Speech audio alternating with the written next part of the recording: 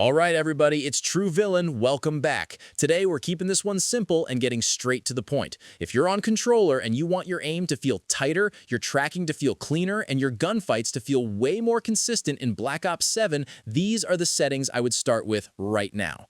And the biggest thing I want to say right away is this. A lot of people overcomplicate aiming. They think the answer is some crazy sensitivity, some random pro player copy-paste setup, or some over-the-top movement setting that makes the game feel faster. Most of the time, that's not actually what helps. What helps is building a setup that makes your aim more stable, your reactions more consistent, and your controller inputs more predictable. That's what these settings are really about. So first, let's start with the button layout, because this one matters more than people think. I would absolutely recommend tactical for most controller players. The reason is simple. Being able to crouch or drop quickly without taking your thumbs off what matters gives you way more control in gunfights. It helps with quick cover play, it helps with drop shotting, and it just makes your movement feel more natural once you get used to it. If you've never really given tactical a fair shot, I genuinely think it's worth trying because it gives you more direct control in close and mid-range fights. Now from there, let's get into the part people always obsess over the most, sensitivity. And honestly, this is where a lot of players hurt themselves. They crank it up way too high because they think faster automatically means better. Most of the time, it doesn't. If your aim feels shaky at range, if you're missing unnecessary bullets, or if your crosshair just feels harder to settle than it should, your sensitivity is probably too fast. A lower range is going to help way more people than they realize. I'd say somewhere around 1.2 to 1.5 is the sweet spot for a lot of players, and a clean middle ground like 1.4 horizontal and 1.4 vertical is a really solid place to start. That gives you enough speed to turn on people and still keeps your long-range aim under control. And while you're in there, I would absolutely turn controller vibration off. I know some people like the extra feedback, but when you're trying to make your aim as clean as possible, having that extra rumble in your hands can just introduce more inconsistency than it helps. I want the cleanest signal possible when I'm shooting, especially at range, and vibration does nothing for me there besides get in the way. Now let's talk about dead zones, because this is one of the most important settings in the whole game, and it's also one of the most personal. There is no perfect universal dead zone number because every controller is different. If your controller is fresh, your numbers can be lower. If your controller has drift, you're going to need to raise them. The easiest way to test is simple. Go into the firing range, set the controller down, and see if your character starts moving on its own. If it does, you need to adjust your dead zones until that unwanted movement is cleaned up as much as possible. This is one of those settings where people get lazy, but if you ignore it, you're literally fighting your own controller before the gunfight even begins.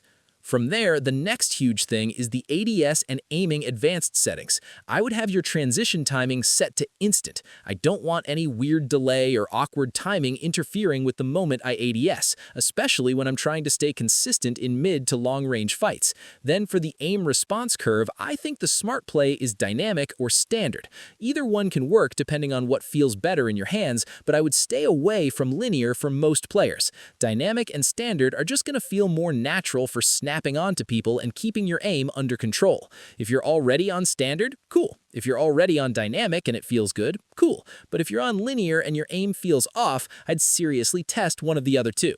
I'd also keep target aim assist enabled, obviously, and I would leave custom sensitivity per zoom off unless you really know exactly why you want it on. Most players don't need extra layers of complexity there. They just need consistency. Simpler is better if the goal is building repeatable aim.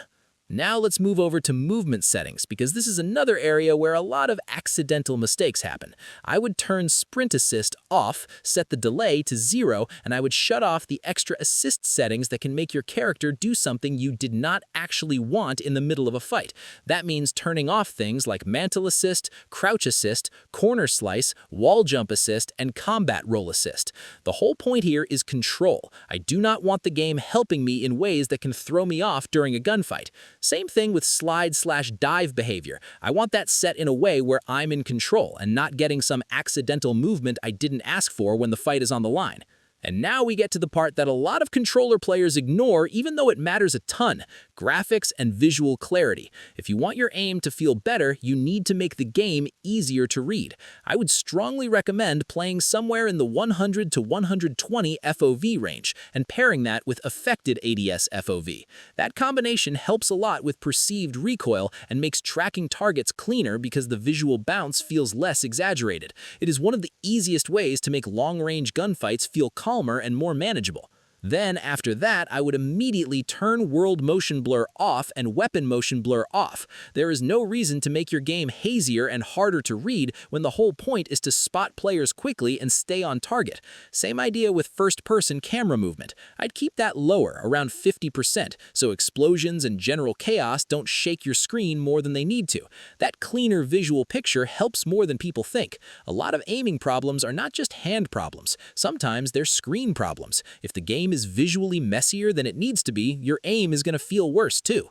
Now, once all of that is set up, here's the part that actually ties everything together: how you practice the aim assist itself. Because settings alone are not enough. You still need to know what you're feeling for. The best place to do that is the firing range. Go in there and start paying attention to your center dot and your centering. The goal is to stop wildly dragging your aim around and instead start placing that dot closer to where enemies are going to be before you fully engage. Once that dot gets near the target, the aim assist starts doing more of the work for you. That's the real trick. It's not random magic, it's clean centering plus letting the assist do what it's supposed to once you're already close.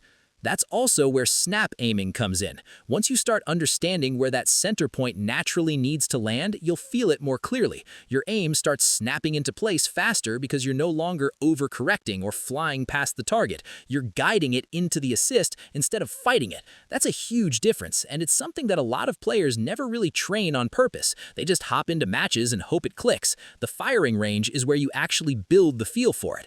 And while you're in there, work on the other part that a lot of players ignore even though it matters a ton: recoil control with your right stick. You do not need to rely on attachments alone. If you're just holding the trigger and letting the gun climb wherever it wants, you're making things harder on yourself. A slight pull down with your right stick while firing can clean up a lot of vertical recoil by itself. Not enough to turn every gun into a laser, but enough to make a real difference in consistency. And once you combine that with the centering and snap aiming work, your gunfight start feeling way more under control. So, if I had to boil this whole thing down, here's the formula. Use tactical, keep your sensitivity in a controlled range instead of trying to be cracked for no reason, turn vibration off, fix your dead zones properly, run instant transition timing, stay on dynamic or standard, not linear, shut off the movement assists that can get you killed, clean up your visuals with a good FOV, affected ADS FOV, no motion blur, and lower camera shake, then go into the firing range and actually practice centering, snap aiming, and slight recoil control. That's how you make controller aim feel stronger in Black Ops 7, not by chasing gimmicks, by building a setup that actually helps you shoot straighter and react cleaner. That's my take. Thank you for watching. Like, comment, and subscribe, and let me know what BO7 controller setting made the biggest difference for you.